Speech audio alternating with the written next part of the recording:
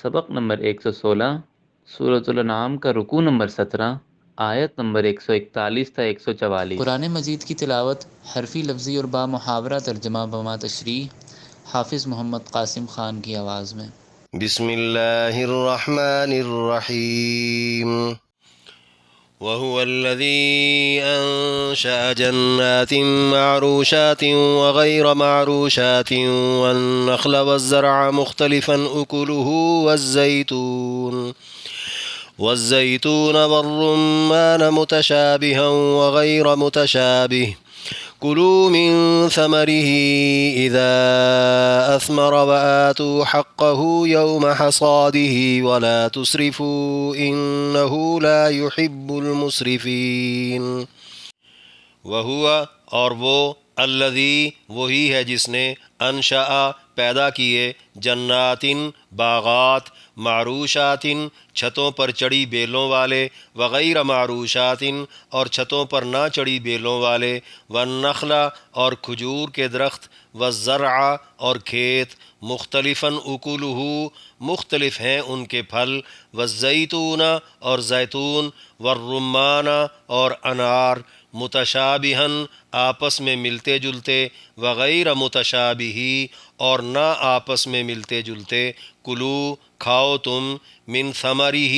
ان کے پھلوں سے اذا اثمر جب وہ لائیں پھل وآتو اور ادا کرو تم حقہ حق اس کا یوم حصادہ جس دن کٹائی ہو اس کی ولا تسرفوا اور بے جا خرچ نہ کرو تم انہو بے شک وہ لا یحب نہیں پسند کرتا المسرفین بے جا خرچ کرنے والوں کو۔ پوری آیت۔ اور اسی نے وہ باغات پیدا کیے جو اوپر چڑھائی گئی بیلوں والے ہیں اور اوپر چڑھائی گئی بیلوں کے بغیر بھی، اور کھجور کے درخت اور کھیت بھی جن کے پھل جدا جدا ہیں، اور زیتون اور انار آپس میں ملتے جلتے بھی اور نہیں بھی۔ جب وہ پھل لائیں تو تم ان کے پھل کھاؤ اور ان کی کٹائی کے دن اللہ کا حق ادا کرو اور بے جا خرچ نہ کرنا، بے شک وہ بے جا خرچ کرنے والوں کو پسند نہیں کرتا۔ وَمِنَ الْأَنْعَامِ حَمُولَةً وَفَرْشًا كُلُوا مِمَّا رَزَقَكُمُ اللَّهُ وَلَا تَتَّبِعُوا خُطُوَاتِ الشَّيْطَانِ إِنَّهُ لَكُمْ عَدُوٌّ مُّبِينٌ۔ وَمِنَ الْأَنْعَامِ اور مویشیوں میں سے حمولتاً بار بردار وفرشاً اور زمین سے لگے ہوئے کلو کھاؤ تم مما اس میں سے جو رزقکم اللہ دیا تمہیں اللہ نے ولا تتبعوا اور نہ پیچھے چلو تم خطوات الشیطان شیطان کے قدموں کے انہو بے شک وہ لکم تمہارے لیے عدو دشمن ہے مبین کھلم کھلا۔ پوری آیت۔ اور بار بردار اور زمین سے لگے ہوئے مویشیوں میں سے تم کھاؤ جو اللہ نے تمہیں رزق دیا ہے، اور شیطان کے نقش قدم پر نہ چلو وہ تمہارا سری دشمن ہے۔ ثمانیۃ ازواج من الضأن اثنین ومن المعز اثنین قل الذکرین حرم ام الانثیین ام اشتملت علیہ ارحام الانثیین نبئونی بعلم ان کنتم صادقین۔ ثمانیۃ 8 ازواجن جوڑے من الضأن بھیڑ میں سے اثنین 2 ومن المعز اور بکری میں سے اثنین 2 قل آپ پوچھئے الذکرین کیا دونوں نر حرم حرام کیے اس نے ام الانثیین یا دونوں مادہ اما یا وہ جو اشتملت لپٹ گئے ہوں علیہ اس پر ارحام رحم الانثیین دونوں ماداؤں کے نبئونی خبر دو مجھے تم بعلم علم کے ساتھ ان کنتم اگر ہو تم صادقین سچے۔ پوری آیت۔ 8 جوڑے ہیں 2 بھیڑ کی اور 2 بکری کی قسم کے۔ آپ پوچھئے کیا اللہ نے دونوں نر حرام کیے ہیں یا دونوں مادائیں یا وہ بچہ جو دونوں ماداؤں کے پیٹ میں موجود ہے؟ مجھے دلیل سے بتاؤ اگر تم سچے ہو تو۔ ومن الإبل اثنين ومن البقر اثنين قل آذكرين حرم أم الأنثيين أم اشتملت عليه أرحام الأنثيين أم كنتم شهداء إذ وصاكم الله بهذا فمن أظلم ممن افترى على الله كذبا ليضل الناس بغير علم إن الله لا يهدي القوم الظالمين۔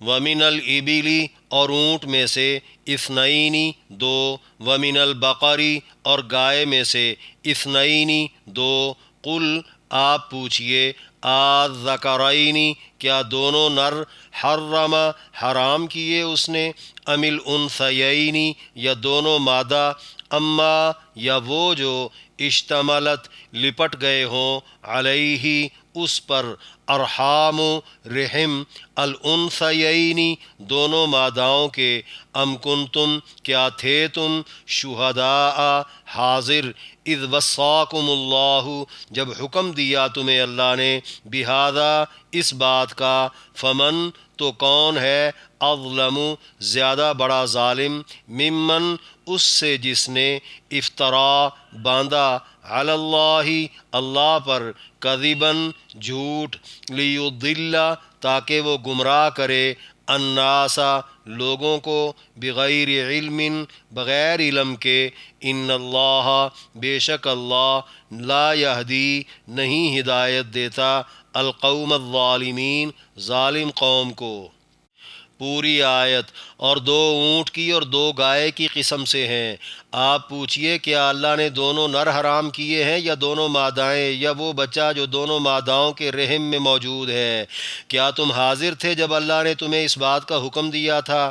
پھر اس سے بڑا ظالم کون ہے جس نے اللہ پر جھوٹ اس لیے باندھا کہ وہ لوگوں کو بلا تحقیق گمراہ کرے، بے شک اللہ ظالموں کو ہدایت نہیں دیتا۔ سورۃ الانعام کے 17ویں رکوع میں درج 4 آیات کی تشریح۔ آیت نمبر 141، وَهُوَ الَّذِي أَنشَأَ جَنَّاتٍ سے إِنَّهُ لَا يُحِبُّ الْمُسْرِفِينَ تک فرمایا، اور اسی نے وہ باغات پیدا کیے جو اوپر چڑھائی گئی بیلوں والے ہیں اور اوپر چڑھائی گئی بیلوں کے بغیر بھی، اور کھجور کے درخت اور کھیت بھی جن کے پھل جدا جدا ہیں، اور زیتون اور انار آپس میں ملتے جلتے بھی اور نہیں بھی، جب وہ پھل لائیں تو تم ان کے پھل کھاؤ، اور ان کی کٹائی کے دن اللہ کا حق ادا کرو، اور بیجا خرچ نہ کرنا، بے شک وہ بیجا خرچ کرنے والوں کو پسند نہیں کرتا۔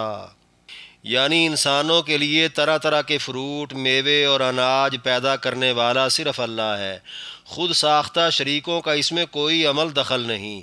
بقول مفسرین، سہارے کے ساتھ اوپر چڑھائی گئی بیلوں کو معروشات اور زمین پر پھیلی ہوئی بیلوں کو غیر معروشات کہا گیا ہے۔ بقول ابن عباس رضی اللہ عنہ، معروشات سے مراد تمام بیلیں اور غیر معروشات سے مراد تنوں والے تمام پودے اور درخت ہیں۔ پھلوں میں ذائقہ، رنگت یا خوشبو میں سے جس وصف کو چاہے ملانے یا مختلف رکھنے والا بھی صرف اللہ ہے۔ آیت میں بتانا یہ مقصود ہے، نباتات کی جملہ قسمیں جب خدا نے حلال کر رکھی ہیں تو مشرک اور بتوں کے مجاور حرام کرنے والے کون ہوتے ہیں؟ ہاں، 2 باتوں کا خاص خیال رہے۔ پہلی بات یہ کہ جب فصل کاٹی جائے یا پھل توڑا جائے تو مشرکوں کی طرح خود ساختہ شریکوں کا نہیں بلکہ صرف اللہ کا حق ادا کیا جائے۔ حق سے مراد بعض مفسرین کے نزدیک واجبی صدقات ہیں جیسے زکوٰۃ، عشر، خمس وغیرہ، اور بعض کا کہنا ہے واجبی صدقات کا حکم مدینہ میں آیا تھا جبکہ یہ صورت مکی ہے، لہٰذا یہاں نفلی صدقات ہی مراد ہیں۔ دوسری بات یہ کہ بیجا خرچ نہ ہو، اس کے متعلق بھی مختلف اقوال ہیں۔ اہل خانہ کو محروم کر کے سارا مال خیرات کر دینا، یا خیرات کے بعد خود بھی فقیر ہو جانا، یا غیر ضروری مصارف پر خرچ کر دینا، یا بتوں اور دیوتاؤں کے نام سے مندروں، مجاوروں اور غیر شرعی رسموں، رواجوں اور تماشوں پر خرچ کر دینا۔ ایک قول میں نفلی صدقات سے ہاتھ روک لینا بھی آیا ہے، حتیٰ کہ واجب صدقات بھی رہ جائیں۔ گویا کسی بھی معاملے میں حد سے تجاوز کرنا اسراف ہے جو کہ اللہ کو پسند نہیں۔ آیت نمبر 142 وَمِنَ الْأَنْعَامِ حَمُولَةً سے إِنَّهُ لَكُمْ عَدُوٌّ مُبِينٌ تک فرمایا، اور بار بردار اور زمین سے لگے ہوئے مویشیوں میں سے تم کھاؤ جو اللہ نے تمہیں رزق دیا ہے، اور شیطان کے نقش قدم پر نہ چلو، وہ تمہارا صریح دشمن ہے۔ یعنی نباتات کی طرح حیوانات بھی کسی اور نے نہیں، صرف اللہ نے پیدا کیے ہیں۔ بوجھ اٹھانے والے سے مراد بڑے قد والے جانور، اونٹ، بیل وغیرہ، اور زمین کے ساتھ لگے ہوئے سے مراد چھوٹے قد والے جانور، چھترے، بکرے وغیرہ، جو اللہ کی طرف سے انسانوں کے لیے حلال روزی ہے۔ شیطان کے بہکاوے میں آ کر مشرکوں کی طرح بغیر کسی شرعی دلیل کے انہیں خواہ مخواہ حرام نہ سمجھ بیٹھنا، ورنہ انسانوں کے صریح اور ابدی دشمن شیطان کی پیروی تصور ہوگی، وہ تو ہر کسی کو اپنے ساتھ جہنم میں لے جانے پر بضد ہے۔ آیت نمبر 143 ثمانیت ازواج سے ان کنتم صادقین تک فرمایا، 8 جوڑے ہیں، 2 بھیڑ کی اور 2 بکری کی قسم سے۔ آپ پوچھئے کیا اللہ نے دونوں نر حرام کیے یا دونوں مادائیں، یا وہ بچہ جو دونوں ماداؤں کے رحم میں موجود ہے؟ مجھے دلیل سے بتاؤ اگر تم سچے ہو تو۔ یعنی چھوٹے بڑے حلال جانور 8 پیدا کیے گئے، 4 اس آیت میں اور 4 اگلی آیت میں مذکور ہیں، بھیڑ اور اس کا نر، بکری اور اس کا نر۔